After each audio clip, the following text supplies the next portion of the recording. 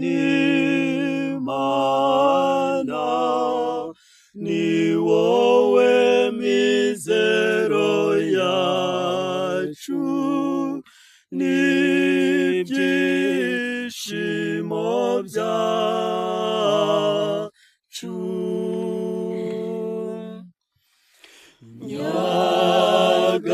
Nyagasani Mana, ni wowe mizero yacu n'ibyishimo byacu.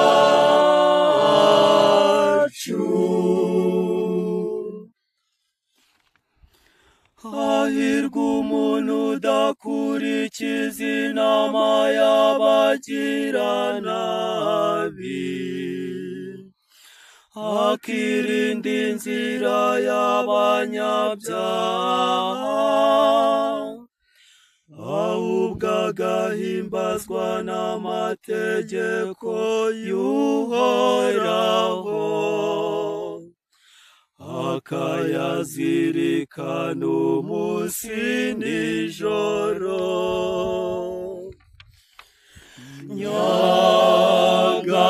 Nyagasani Mana, ni wowe mizero yacu n'ibyishimo byacu.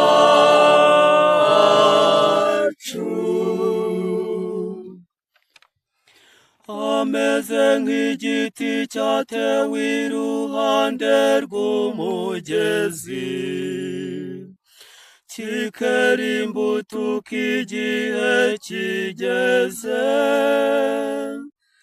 kandi amababi yacyo ntagira ubwarabirana.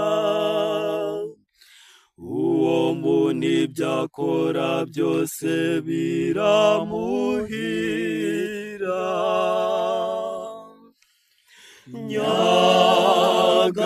Nyagasani Mana, ni wowe mizero yacu n'ibyishimo byacu.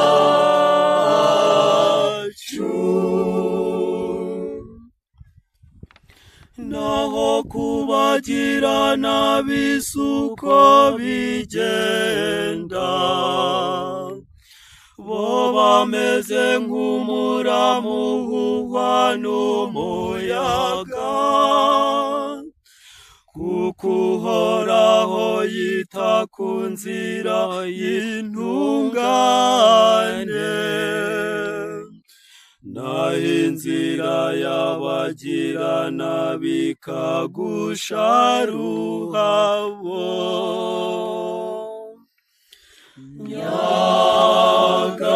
Nyagasani Mana, ni wowe mizero yacu n'ibyishimo byacu.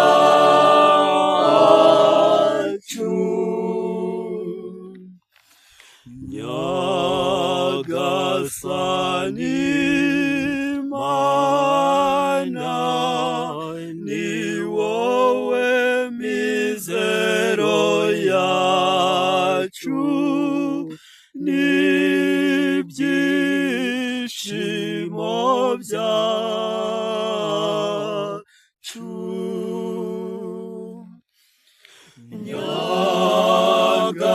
Nyagasani Mana, ni wowe mizero yacu n'ibyishimo byacu.